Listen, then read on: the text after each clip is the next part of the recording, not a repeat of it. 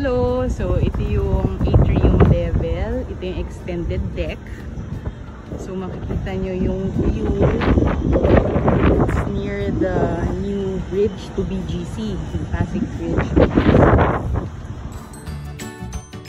So, ganito sa atrium. Sa labas ng door natin, ayan, merong space. May pocket garden. May bench. So, it's a small extension from your home. Ito yung nasa labas mo. So, in other floors, makikita nyo, single loading naman siya. Hindi tapatan yung mga pinto. So, there's space in between. Well ventilated yung area. Pero, iba pa rin pag nasa atrium floor ka. Kasi ito yung nasa labas mo. This is the view from bedroom 2.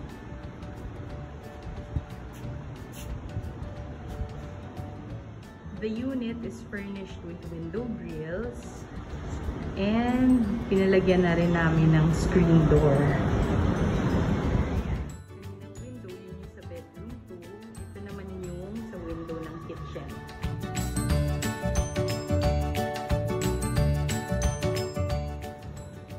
Okay.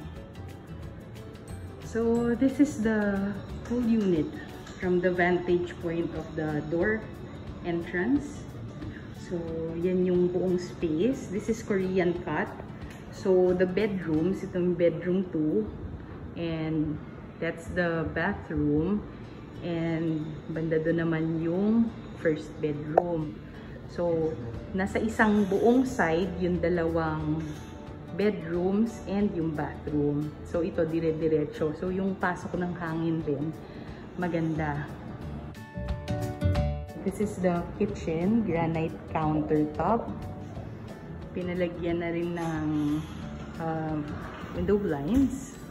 And we replaced the faucet with a longer gooseneck. Kasi dati yung turnover na faucet, mababa masyado eh. Tapos pahabang ganyan, may tendency bumangga-bangga yung mga hinuhugasan. Tapos maingay.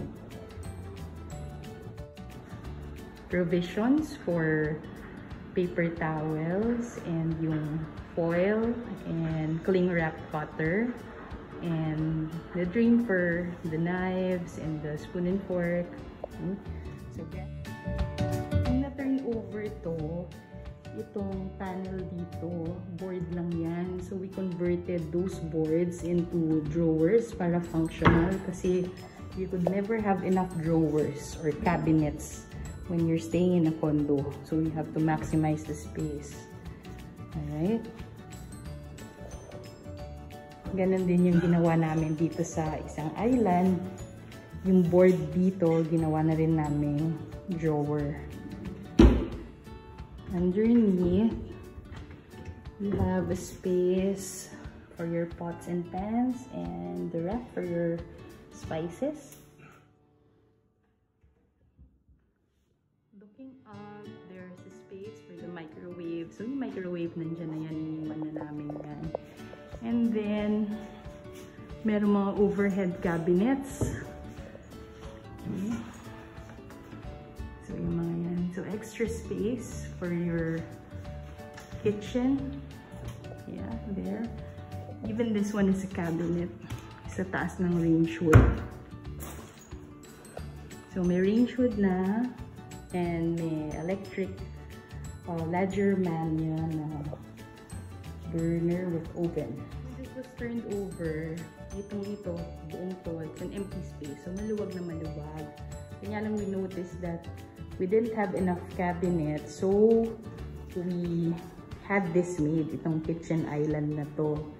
So, you can put your stuff in here on top of the counter. So, pwede yung key holder nyo if you want. Some jars over here and here. And then, may mga cabinets siya. So, this side, meron kang pantry for your canned goods. Soft closing naman lahat yan. So, the other side is like the first one. Pantry rin siya for the canned goods. And in the middle, You have your dish drain. Diyan sa gitna. Pull out naman yan. Okay, so stainless steel yan. Tapos may drain tray at the bottom. Okay.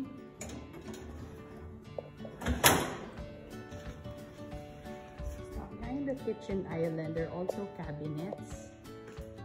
On the sides, you have this. So it's up to you if you want to make it a pantry. Removable naman yung shelves. Or if you want to turn it into a shoe cabinet, it's up to you. Behind the door, we installed this. So para lalagyan ng pen and ng memo pads. So there, may mirror siya sa may entrance. So before you leave, you can check out how you look. Okay. Now we've also installed a total of 3 air conditioners, 2 split type.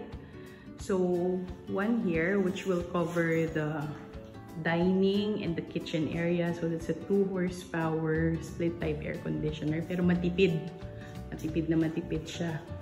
Sa bedroom 2 naman, pwede lang kasi dito split type na air conditioner. But you can do away with the air conditioning. Just open the blinds and just let the screen stay there. And we safe naman, may grills naman, and 24 hours yung CCTV natin. So there's the remote for the air conditioning. And that post, pina-extend namin para if you want to place an altar in the middle, para pagpasok nyo, pinagad yung kita, or if you want to display photos. And the top 2 parts are cabinets, and so is the bottom. So medyo marami kaming cabinet. We have installed the bracket for the TV. So yung TV na yan, nandiyan naman na rin yan. And ayan, may mga cabinets ulit siya at the bottom. So the kitchen lights can change color as you turn it on or off. So it depends on your mood or the time of the day. And this is the light for the dining area. And then the drop ceiling for the sala or for the living room. Okay. So naka-ready naman na yan. May fiber na for the internet. Okay. Tapos may full window blinds ulit. And on top, the brown one, those are also cabinets. And at the top, and those are shelves. And at the bottom, cabinets po uli yan. The drop ceiling is also equipped with LED lights that you can control the color of. It's up to you. Kasi pag Christmas, blinking siya. So, kayo mag-a-adjust however you want it. And then beneath those overhead cabinets and beside the shelves and another cabinet. So these are the Korean blinds that cover the way to the balcony.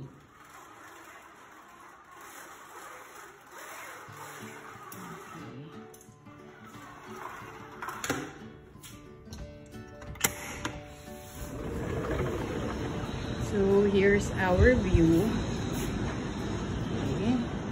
So again, that's the way to the new Pasig BGC Bridge.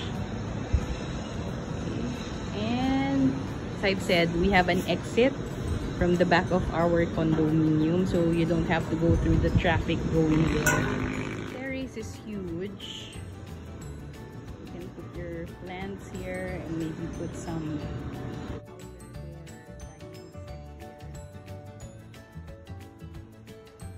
balcony. You can also see the other tower and a part of the amenities.